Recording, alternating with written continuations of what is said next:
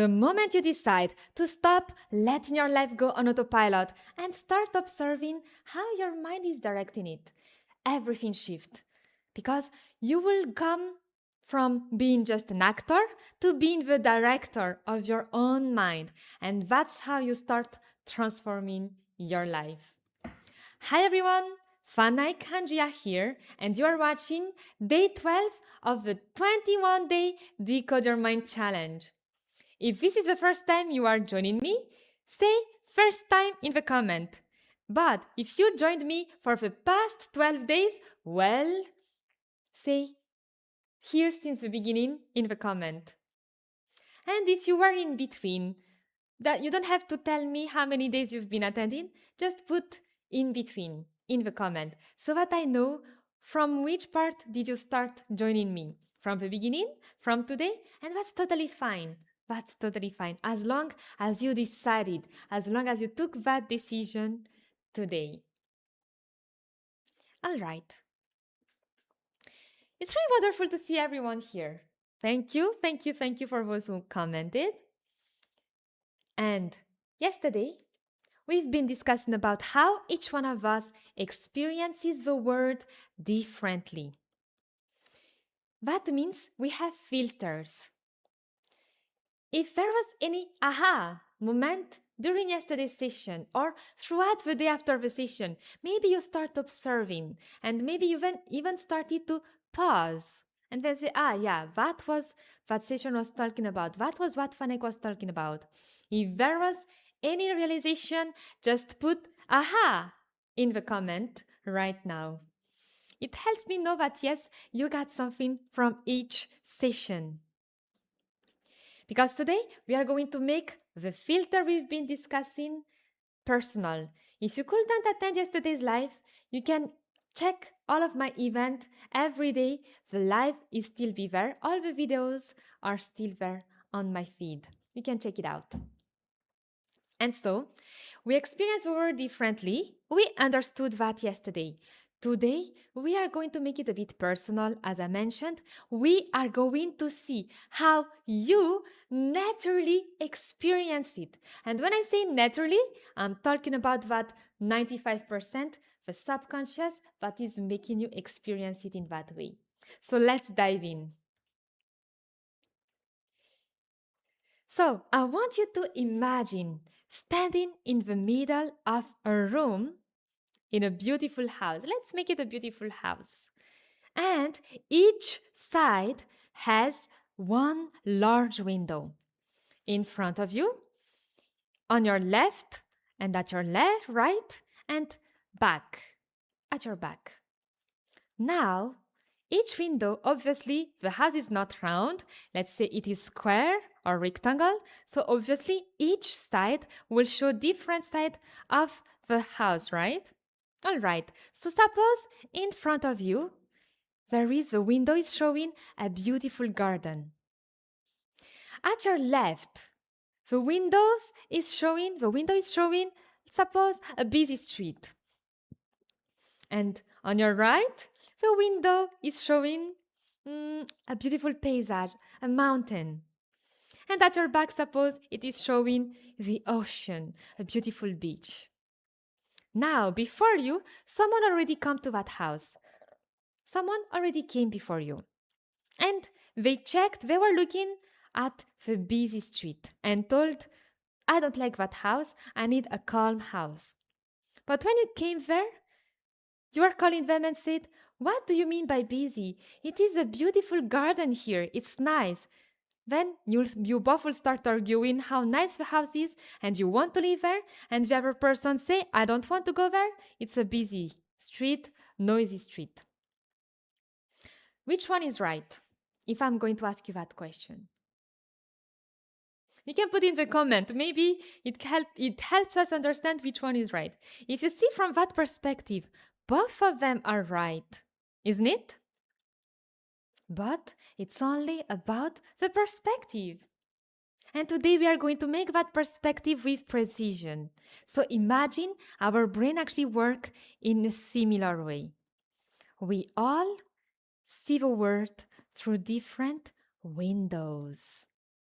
And these windows is what we are going to talk about right now. So, what are all the windows? What exactly is happening in our mind? Well, suppose the word is only the same thing, the real word, the one that is really that just exists. Then you can imagine four person, four window seeing it in a different way, different experience. The word is giving us the same thing, we all experience it in different ways. So what are the four windows? The window actually are based on what we sense through our senses. How many senses do we have? I know you know it, but I'll tell it. Five. We have our eyes to see. We have our ears to listen, to hear. And we have the touch to feel. And then, apart from that, we have also the nose to smell and the tongue to taste, isn't it? But these two, I will consider it as not dominant.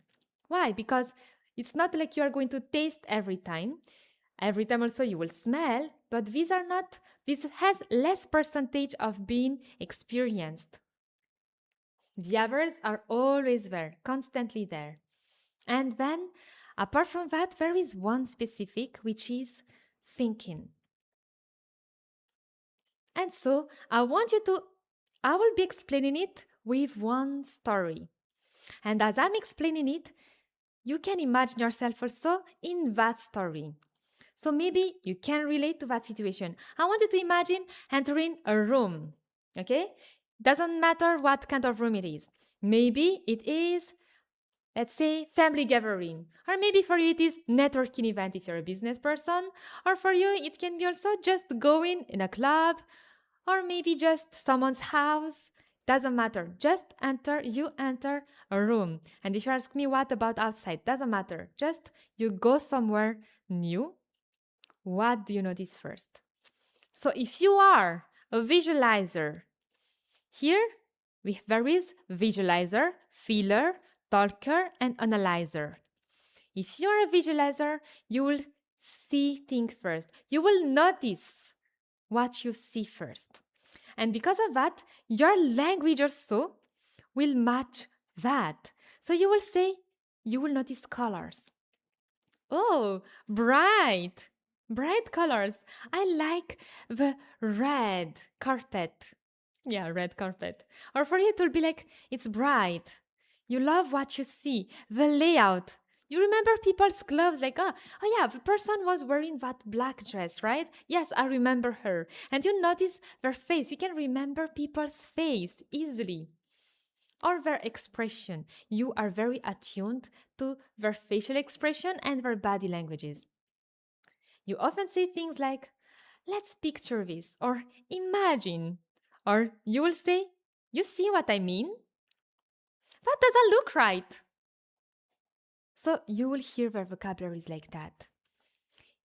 If this sounds like you, put, oh yes, I think I am a visualizer in the comment.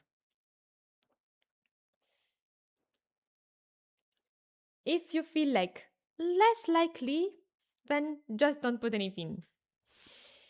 All right, so there is a second one, the feeler. The feeler person experiences the world through what they feel, obviously, to their sensation, physical sensation, body sensation. It's coming naturally to them. So when they enter the room, they'll say things like this. I like the atmosphere. There's a good vibe. Or when they enter a room where people are fighting, they feel like, I don't feel comfortable staying here. They love comfort. They love like cozy, nice. They want comfort. They feel connection. They feel the distance. Like they may sit with the same someone and then they say like, even though I'm sitting next to you, I don't feel like we are connected. Then obviously these people are feeler. And they'll say things like, it doesn't feel right. I think my gut feeling is telling me this. And then you don't know what gut feeling. It may confuse you if you are less likely not experiencing that. And they make sure we are comfortable. They will make sure we are comfortable. So if you ask them, please be comfortable, they will directly go to the couch and sit there without hesitation. If you feel like you are that kind of person, if you could relate to what I said, put feeler in the comment. And the thing is, with people, you don't have to explain what is wrong. They just feel it. And we can't explain it also to you. That's why sometimes misunderstanding happens with them. Now we have visualizer, feeler. The next one is talker. First, we are called talker because they experience the world through what they hear. So obviously, the first person they will hear is themselves and also other people's conversation. So when we enter the room, they are the one who say, it's too noisy, or like, it's calm, let's stay here. They notice people's tone of voice. So if you talk to them, they'll notice, you don't have to tell me in that harsh tone. They will say that. Or they will notice, I like your soft voice. And they will often sleep if they hear some nice music, nice melody. Or they will sleep with some sound, maybe the sound of the rain, maybe some different kind of sound, it doesn't matter. And if they will be startled by just hearing something, like, yes, I heard something. Did you hear that? And they'll say that. Did you hear that? Listen to me. Or let's discuss this idea. That is their language. That's how they experience the world. And they always want to talk. They will always want to talk. They will speak a lot. But it doesn't mean like they will always speak. But they just need to talk maximum. Or they will also listen. There can be two sides. They will love listening or they will talk a lot. Either way, they are a talker. So if you could identify yourself as a talker, if you feel like you naturally experience the world through what you hear, comment talker below. And you can just write like, Paniki, what if I was a visualizer, but then when you mention about that talker, so I feel I'm also a talker, put it. Doesn't matter. It's not a problem. Because most of us will have two dominant. The first one very high and the second one second. And the other one will just slightly go on different percentage. So yes, you can definitely put yes, I am a talker and I am also a visualizer. That is fine. We all experience all four actually. But two of them will feel more natural. That is something you need to understand. Now we have the last one. The thinker. Thinker. They go to the room and they will first see, does this make sense? The first question we'll see is like, does everything make sense? They try to understand how things work. If they enter a business networking, then they'll go to the host first and say, hi, how is everything going? How is it supposed to be? Am I supposed to go and meet people one by one? Or am I supposed to go to the stage and speak and introduce myself? Or should I just hand my card? How is it happening? Or should I go and sit and order? Or maybe even before entering the room itself, they will think like that. Okay, I'm going to that family gathering. I know that uncle this will come. I know auntie she will come. And then I'll also that cousins here, this and that. Okay, let me just enter. I'll go directly to grandma or grandpa. That is safe for me. They will think and analyze each situation. And most of the time, people feel that they are too much judging. They are not judging. They just try to analyze and make sense of how things work. So if you've been misunderstood because you're a thinker, you can put thinker in the comment. And obviously, we'll say, my apologize, analyzer. Yes, thank you. Analyzer, not thinker. They'll say, let me think about it. Or that makes sense. If you hear someone telling multiple times, yeah, that makes sense. Well, they are an analyzer. And they always try to find what is logical. So often you will hear them telling, it's not logical. What is logical in that? They want to make like, if this happened, then this should come next. If this come next is not happening, they'll say like, it's not logical at all. They will have their own reasoning. So the first thing they'll do that is natural to them, that is instinctively doing, they will be trying to understand when a new situation happens. They don't want to only experience it, they want to come out with a conclusion out of that situation. So, did you feel like you were one of them? Put analyzer in the comment. Now, suppose 4 people attended a meeting and they all answered differently. One entered the room in the meeting and then came out of the room saying, "Wow, it looked nice. I love the presentation. It was amazing."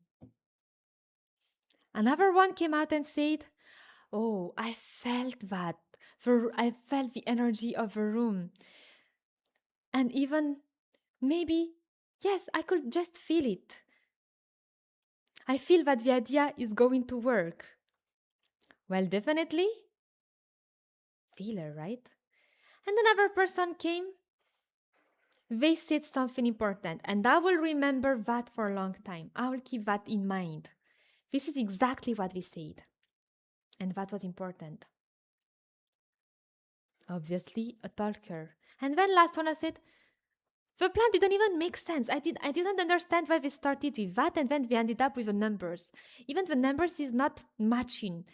I can't understand things. I can't put everything together. It's not connecting. An analyzer. So now if I ask you again the question, who is right, who is wrong? It's not about who notices, who is like more attuned, who was focused during the meeting. Each one of these people experiences the meeting. They all experienced the meeting in a different way. Nobody is wrong. Everyone is simply looking through a different window. So maybe from now you may understand different misunderstanding. The beautiful thing about this window are we all have all 4, but usually 1 or 2 feel more natural to us.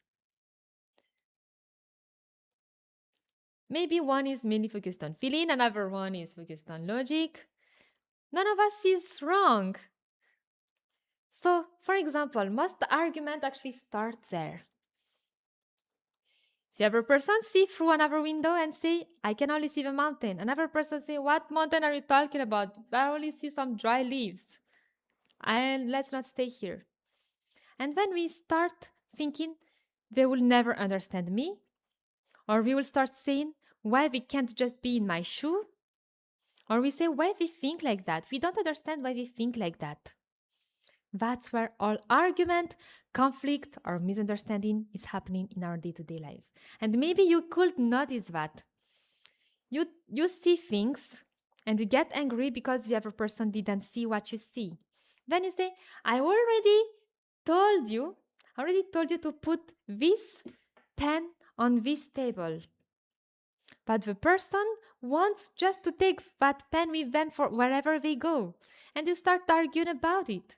And it was just a pen. It was not about the pen. It was you see the situation in a different way. And maybe sometimes also someone say, you never listen to me. Maybe it's because you're not a talker. Maybe for them you need to show them. Did you try that? Or for them, they need to experience the word. You need to make them do it first, and then only they will understand. Did you try that? Or did you just conclude, no, we are always fighting, we are always having argument, they will never understand me. But once you understand that we are watching the world through different windows, believe me, many misunderstanding and conflict will become easier to resolve.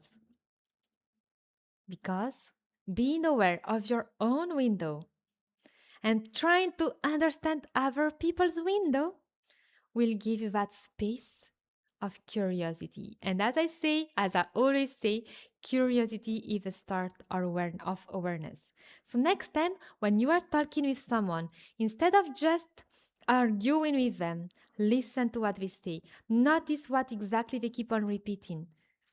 By just listening to them, you'll try to understand, you'll just stop. For sometimes the argument from your side, your reaction will not even start. And you'll notice that you are being attentive. That itself is already a win. By just trying to understand them instead of just forcing your window to other people.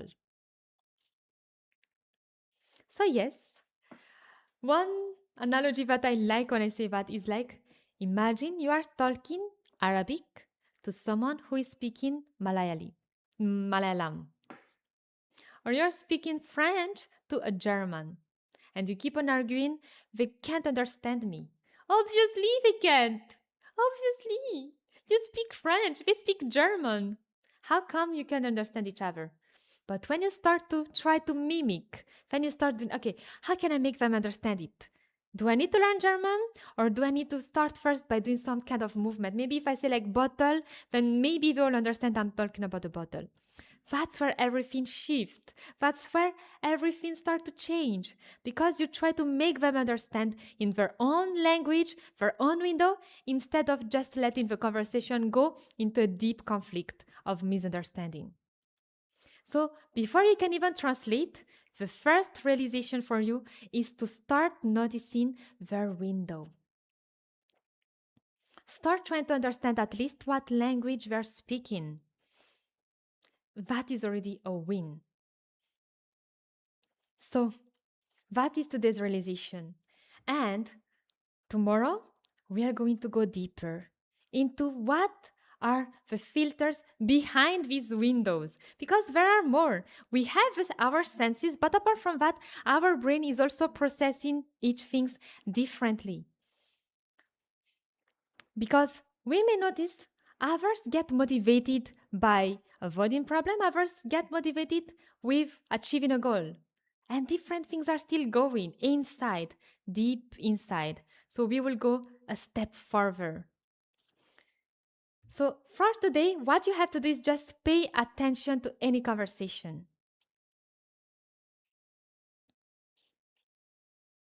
I want you to notice every conversation you're going to have today. Listen to each person and try to understand from which window they are seeing the world, they are experiencing the world. Are they a visualizer, a feeler, a talker, or an analyzer? Just by paying attention will change how you will interact with them. And also, the first thing you need to do before that is to asking what is your own before you check others. Then only you will understand how do you experience the world.